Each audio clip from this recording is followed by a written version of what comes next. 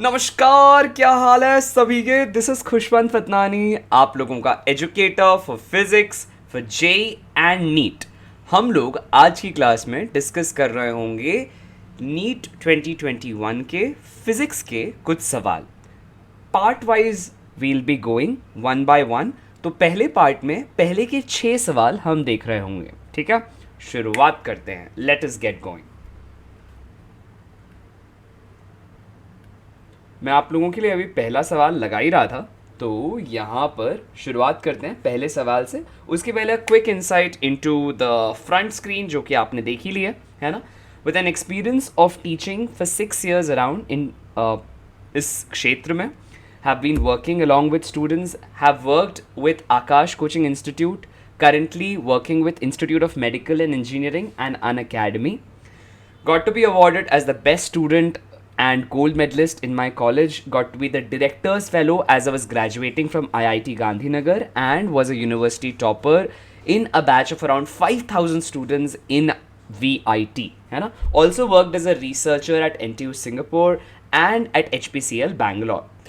शुरुआत कर रहे हैं जैसा कि हमने कहा आज के सेशन के पहले सवाल की। इस सवाल में देखो कहता है an infinite long straight wire carries a current of 5 amperes. एक लॉन्ग स्ट्रेट वायर है, लॉन्ग जब भी कह दिया मतलब इनफाइनाइट है ही, है ना, इवन इफ वहां नहीं लिखा होता तो 5 एम्पियर का करंट ये ले जा रही है वायर। लिखता है electron is moving with speed of 10 power 5 metre per second parallel to the conductor. यानी कि कुछ इस तरह से इलेक्ट्रॉन भी उसी पाथ में ट्रैवल कर रहा है। परपेंडिकुलर डिस्टेंस दिया हुआ है उनके बीच में 20 सेंटीमीटर के एक इंस्टेंट पर, इस तरह से, ठीक है। एंड एट दैट इंस्टेंट आपसे पूछा जाता है calculate the magnitude of force experienced by the electron. अभी इलेक्ट्रॉन पर फोर्स क्यों लगेगा? क्योंकि हम जानते हैं मैग्नेटिक इफेक्ट्स फ्रॉम करंट पे से सवाल पूछा गया है। हम लोग जानते हैं कि करंट की वजह से बनेगी मैग्नेटिक फील्ड, और मैग्नेटिक फील्ड में अगर कोई चार्ज पार्टिकल मूव कर रहा होता है परपेंडिकुलरली तो उस पर फोर्स लगता है। इसकी वजह से from right hand thumb rule magnetic field आ जाएगी अंदर की तरफ, एंड इस मैग्नेटिक फील्ड में इलेक्ट्रॉन के आने पर उस पर लगेगा फोर्स। तो 2 स्टेप्स में सवाल बनेगा। पहले निकाल लेते हैं magnetic field from the given data. Magnetic field आ जाएगी B is equal to mu naught I by 2 pi r, where r is the distance. याद रखना डिस्टेंस सेंटीमीटर में दिया है, जिसको आपको कन्वर्ट करना है मीटर के अंदर। सारे ही SI यूनिट्स लेने हैं, ठीक है। अच्छा, हम एक बात जानते हैं क्या कि म्यू नॉट बाय 4 पाई की वैल्यू होती है 10 पावर -7। इसका मतलब अगर इसे 2 से मल्टीप्लाई कर दिया जाए, है ना, तो एक्सप्रेशन क्या बनेगा? म्यू नॉट बाय 2 पाई, जो कि यहाँ पर दिया हुआ है, करेक्ट। तो हमने क्या लिखना है यहाँ पर?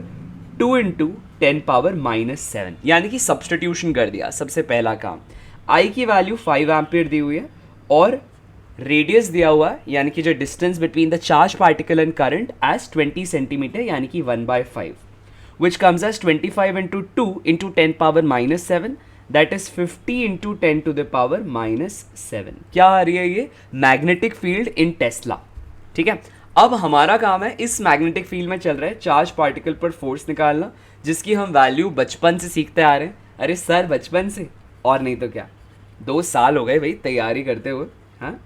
तो q v B sine of theta, because magnetic field अंदर की तरफ है तो एंगल कैसा हो जाएगा? 90। देयरफॉर चार्ज पार्टिकल हम जानते हैं इलेक्ट्रॉन है। इलेक्ट्रॉन पर चार्ज कितना होता है? 1.6 into 10 to the power -19 coulomb, है ना। और उसकी वेलोसिटी दी हुई है, देखो क्वेश्चन में 10 पावर 5, तो 10 पावर 5।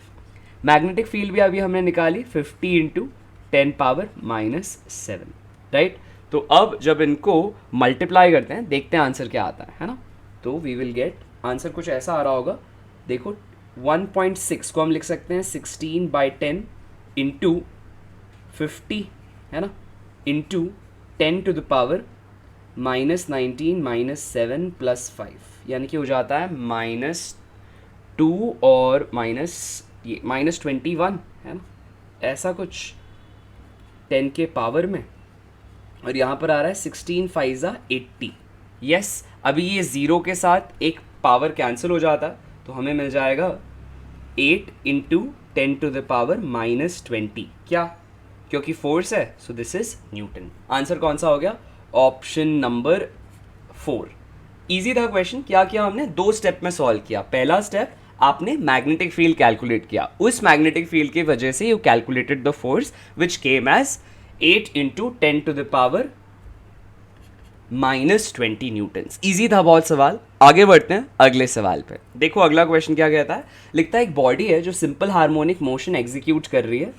कोई भी एक बॉडी जो सिंपल हार्मोनिक मोशन एग्जीक्यूट करती है, उसमें हम एक बात जानते हैं, क्या कि हर बॉडी की एक फ्रीक्वेंसी होती है, यानी कि कितने रोटेशंस या कितने ऑसिलेशंस वो पर सेकंड कर रही है, राइट। अब यहाँ पर a body is executing simple harmonic motion with frequency n, उसकी पोटेंशियल एनर्जी की फ्रीक्वेंसी पूछी गई है। अरे भैया हम ये जान चुके हैं पढ़ते वक्त, क्या कि पोटेंशियल एनर्जी की फ्रीक्वेंसी और काइनेटिक एनर्जी की फ्रीक्वेंसी हमेशा डबल होती है एसएचएम की फ्रीक्वेंसी से। यानी कि एसएचएम की फ्रीक्वेंसी अगर n है तो हमारे इस मोशन यानी कि जो सिंपल हार्मोनिक मोशन हो रहा है उसकी फ्रीक्वेंसी का डबल हो जाएगा the value for frequency of kinetic energy as well as potential energy. Simple है। देखो यहाँ पर पार्टिकल ऐसा ऑसिलेट कर रहा है, तो अभी पार्टिकल एक ऑसिलेशन सपोज यहाँ से शुरू करता है, x is equal to -a से फॉर एग्जाम्पल, और x is equal to +a तक जाता है इस तरह से, और ये फिर वापस आ जाता है कुछ इस तरह से, राइट। अभी अगर पार्टिकल वापस आता है तो अपनी एक ऑसिलेशन पूरी कर रहा है। इस दौरान इसमें कौन कौन से चेंजेस हुए? यहाँ पर इसकी पोटेंशियल एनर्जी मैक्सिमम थी, सेंटर पर आकर 0 हुई, फिर यहाँ पर मैक्सिमम हुई, फिर से 0 हुई, और यहाँ फिर मैक्सिमम हो गई। तो क्या आप एक बात देख पा रहे हो? ये एक साइकिल कंप्लीट हुआ और ये दूसरा साइकिल कंप्लीट हुआ, यानी कि हर एक ऑसिलेशन के अंदर पोटेंशियल एनर्जी अपने 2 ऑसिलेशन कंप्लीट कर लेती है। यस, यानी कि पर यूनिट टाइम ऑसिलेशन कितने हो गए? 2, राइट। तो इसीलिए frequency is 2 times the frequency of SHM. एक एसएचएम जब तक हुआ तब तक पोटेंशियल एनर्जी ने अपने 2 साइकिल पूरे कर लिए। यस, आगे बढ़ते हैं अगले सवाल पर। अगला सवाल हमें कहता है कि एक रेडियो एक्टिव सब्सटेंस है X, उस सब्सटेंस के लिए आपको कुछ डेटा दिया जा रहा है ना, उसको रीड करते हैं। लिखता है कि ये X चेंज हो जाता है B में। ध्यान से देखना, एटॉमिक नंबर 1 से कम हो गया। ऐसा कब हो सकता है? जब ज़रूर बीटा प्लस पार्टिकल रिलीज हो रहा है कि नहीं? क्योंकि हम जानते हैं एटॉमिक नंबर कंजर्व होना चाहिए। अगर एक +1 बाहर आया है तभी यहाँ पर -1 का वैल्यू आ सकता है इन दी एटॉमिक नंबर। यस, अच्छा आगे देखो, ये कन्वर्ट हो जाता है C में। अभी जब ये C में कन्वर्ट हो रहा है तो इसका एटॉमिक नंबर 2 से चेंज हो जा रहा है, राइट। यानी कि ज़रूर अल्फा पार्टिकल रिलीज हुआ है, क्योंकि हम जानते हैं अल्फा पार्टिकल के लिए एटॉमिक नंबर होता है 2। तो अगर 2 का एटॉमिक नंबर निकल चुका है, इसका मतलब जो भी वैल्यू है उसमें Z -1 -2 होने जा रहा है, यानी कि Z -3 will be the answer. Yes, अच्छा फिर ये कन्वर्ट हो रहा है D में, और ऐसा होने पर फिर से एटॉमिक नंबर बढ़ जा रहा है। सर कैसे? देखो देखो, ध्यान से देखो, ठीक है एवरीवन।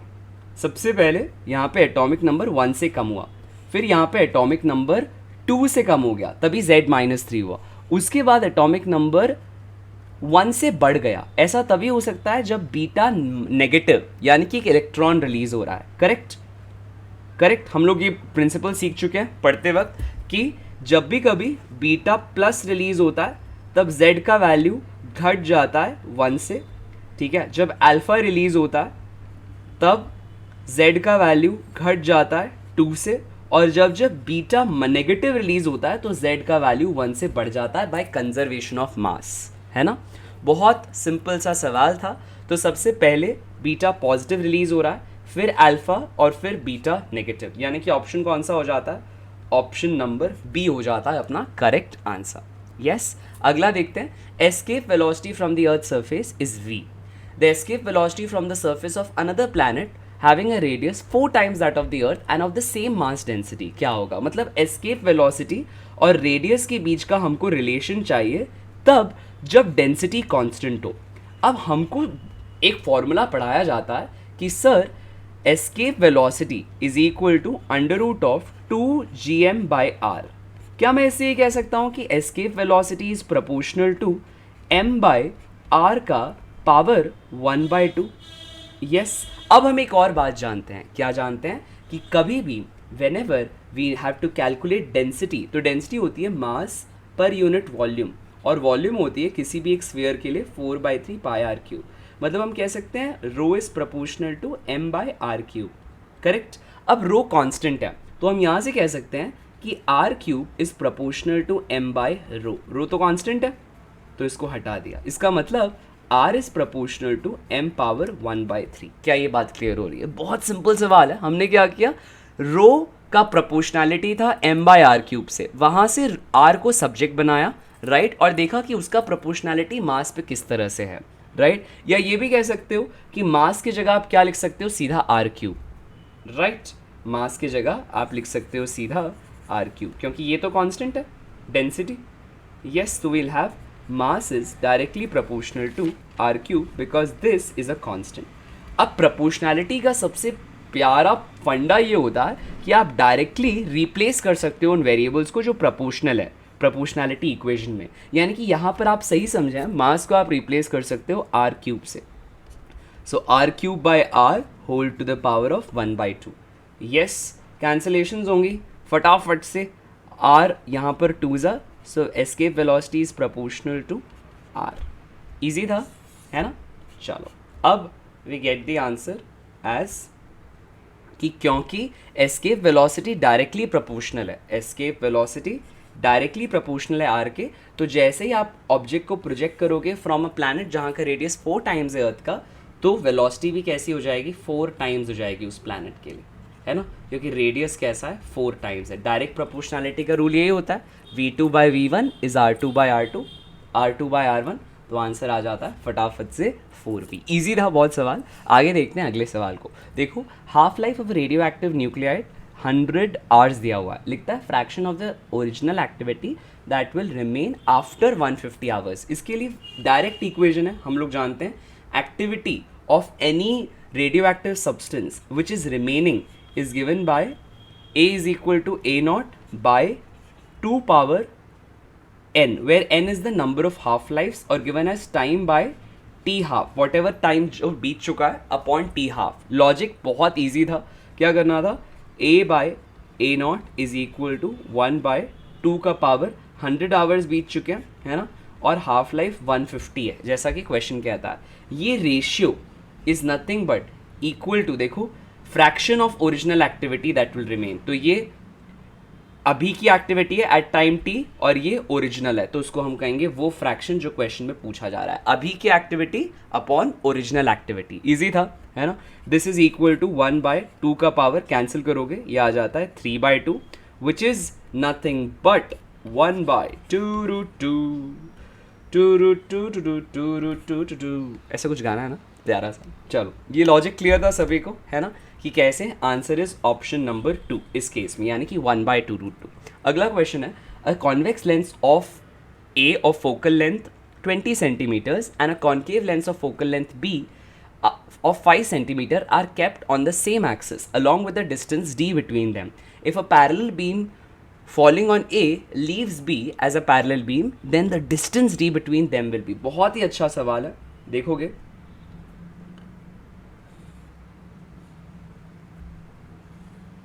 इस तरह से दो कॉन्वेक्स लेंस हमारे सामने रखे हुए हैं, एक कॉन्वेक्स है एक कॉन्केव है।